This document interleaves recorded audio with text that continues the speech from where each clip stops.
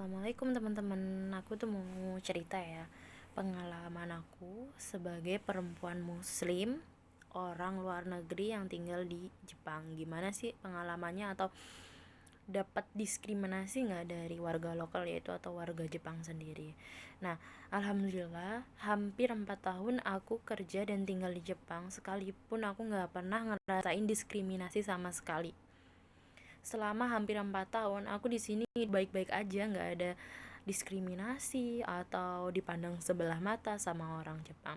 Hanya saja selama aku kerja itu ya satu kali dua kali itu ditanya sama pasien, ya wajar lah ya, karena di Jepang sendiri siapa sih yang pakai jilbab, kan nggak ada orang pakai jilbab di sini ya gerai aja rambutnya seperti biasa gitu, karena mereka mungkin penasaran itu apa ya yang dipakai di kepala kamu kayak gitu loh. Jadi faktanya aku tuh di Jepang, aku bekerja sebagai kaigo atau perawat lansia yang kerja dengan eh, orang-orang yang lansia dan kerjasama sama perawat dan dokter. Jadi di tempat kerjaku itu yang satu-satunya muslim perempuan itu cuman aku, dan satu-satunya pakai jilbab itu ya cuman aku. Nah, aku di tempat kerja itu pakai jilbab, boleh sholat, dikasih waktu untuk sholat, dan boleh puasa. Jadi aku nggak ada diskriminasi atau larangan untuk aku beribadah sama sekalipun. Bahkan senior-seniorku itu malah mendukung kalau misalnya aku sholat. Bahkan mereka itu pada ngingetin kalau aku masih fokus untuk ngelanjutin kerjaanku yang belum selesai. Mereka pada bilang, udah kamu berhenti dulu, sholat dulu, habis itu lanjutin, sampai kayak gitu.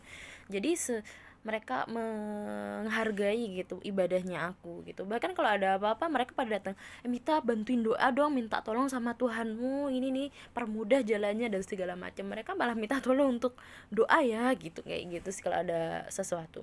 Nah, sesekali itu ada sih satu dua pasien tuh tanya, kamu orang Indonesia ya gitu, apa yang kamu pakai di kepalamu, kamu kok pakai shawl, mereka sebutnya shawl, kenapa dililitin di kepala gitu kan ya. Ya aku jawab kan, aku itu agamanya muslim, ya di agama muslim perempuan itu wajib pakai jilbab. Nah, ini yang aku pakai sekarang jilbab itu. Tahu jawabannya mereka itu apa? Jawabannya nih, oh kalau gitu ya udah, aku paham. Udah sampai di situ aja. Jadi mereka cuman penasaran itu apa yang ada di kepala, bukan ih apaan sih itu, enggak. Mereka itu cuman pengen tahu kenapa, apa yang dililitin. Bahkan di sini sebagian besar menganggap itu adalah fashion. Wah, itu fashionnya orang muslim kayak gitu ya gitu, yang tahu muslim ya. Oh, itu fashion ya gitu. Jadi mereka menganggap kalau itu fashion gitu. Dan aku sendiri sama sensei atau guru aku dari Indonesia udah dibekalin gini, nanti kalau di Jepang kalau kerja sebisa mungkin jangan pakai jilbab warna hitam, karena warna hitam itu melambangkan duka atau kematian. Jadi sama sih kayak di Indonesia, kalau warna hitam itu kayak yang buruk-buruk lah gitu. Nya aku sendiri kalau kerja itu pakai jilbab yang warna-warni kayak merah muda, terus warna biru muda, warna toska gitu-gitu yang warna-warni. Jadi mereka kayak, wah hari ini biru ya, wah hari ini pink ya, kayak gitu. Jadi mereka pada malah nunggu hari ini Mita pakai warna apa ya, kayak gitu. Dan itu bukan suatu bulian atau suatu diskriminasi sama sekali, mereka nggak peduli. Itu yang dilihat itu kinerjanya aku, yang dilihat itu bahasanya aku, yang dilihat itu kemampuannya aku bekerja. Karena yang di sini itu yang dilihat itu kemampuan nomor satu, tuh kemampuan kamu, mampu kerja, kamu bisa komunikasi dengan baik, mereka tuh puas gitu. Itu yang nomor satu di sini. Nah, ada sih dulu pertama kali datang itu sekali, mungkin karena memang dia nggak ngerti ya perawat. Menurut aku bukan diskriminasi, ada perawatnya di ruangan bilang gini, Mita kok ini ya, kalau diajak ngomong kok nggak denger ya, jangan-jangan gara-gara pakai itu yang di kepala itu jadinya nggak denger. Nah, tahu gara-gara cuman satu kalimat itu, pimpinan di tempat kerjaku tuh langsung marah besar, langsung dimarahin itu perawat. Tolong jangan diskriminasi sampai segitunya. Padahal menurut aku ya wajar dong, maksudnya ada kan orang ini ini kenapa ya kok gini, jangan-jangan gara-gara ini gitu, kayak kayak buat hipotesa sendiri gitu. Menurut aku sih wajar aja, itu pemikiran orang, orang kan relatif dan subjektif kan ya menurut aku. Jadi nggak masalah selagi itu nggak merendahkan gitu, menurut aku ya wajar-wajar aja. Dan aku bisa pahamin, iya waktu itu karena aku baru datang di Jepang, maksudnya komunikasinya mereka itu selevel orang biasa kita, kayak kita bahasa Indonesia ngomong yang udah lancar dari bayi gitu ya. Jadi aku sendiri masih mencerna sebenarnya dia ngomong apa gitu, bukannya aku nggak dengar, tapi aku masih mencerna mereka itu ngomong apa. Karena orang Jepang sendiri, mereka itu kalau ngomong cepet kayak kereta gitu, nggak ada koma spasinya, nggak ada. Kalau misalnya ngomong ya kayak ini, cepet secepat ini gitu loh. Jadi untuk aku pribadi yang awam ya, ini ngomong apa ya, apalagi perawat dia pakai bahasa medis atau bahasa yang kuno, yang tua, karena mereka yang udah tua-tua pakai bahasanya mereka dan pakai bahasa daerah gini. Misalnya kayak aku di Ibaraki ya, itu pakai bahasa daerah Ibaraki yang masih aku belum gali, yang belum aku paham sepenuhnya gitu.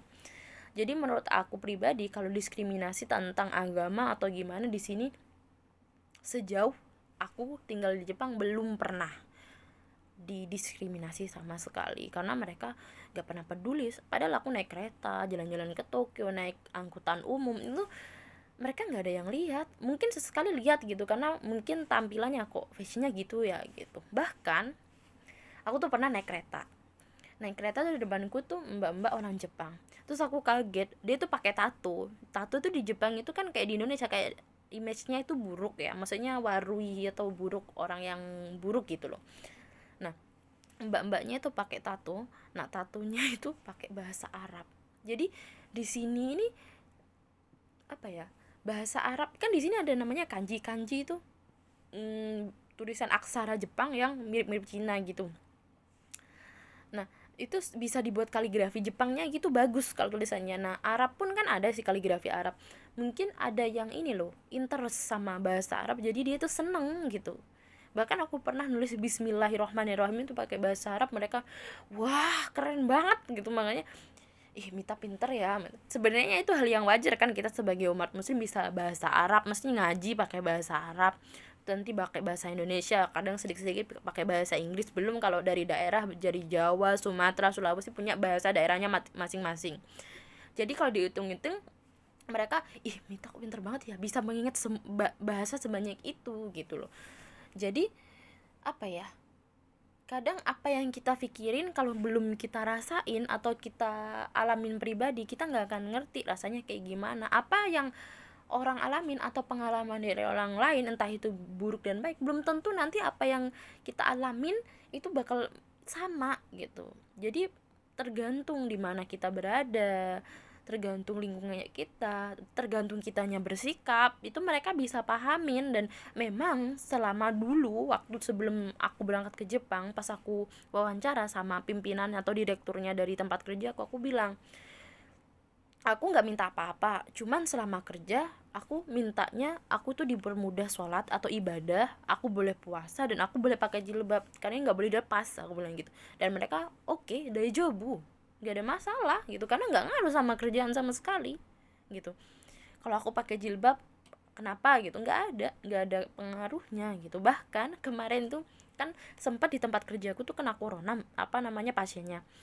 Sampai senior-seniorku yang perempuan tuh pada bilang gini, aku iri deh sama Mita, kenapa sih, apa enak banget dia tuh pakai jilbab, tinggal pakai jilbab aja bersih gitu, jadinya nggak kena kuman, nggak kena kotor, nggak kena apa. Aku nih rambutnya itu harus aku cuci tiap hari, aku harus, dan berantakan setiap pakai apa, face shield sama apa sarung kepala dan segala macem. Jadi mereka, oh, andai aku bisa pakai jilbab kayak kamu ya, mana ya, hal-hal yang kayak gitu nggak ada yang negatif menurut aku ya selama di sini. Dan itu aku bersyukur, itu mungkin itu adalah rezekinya aku juga di sini, alhamdulillah, dari doa-doa orang tuaku, doa teman-teman aku dan segala macam.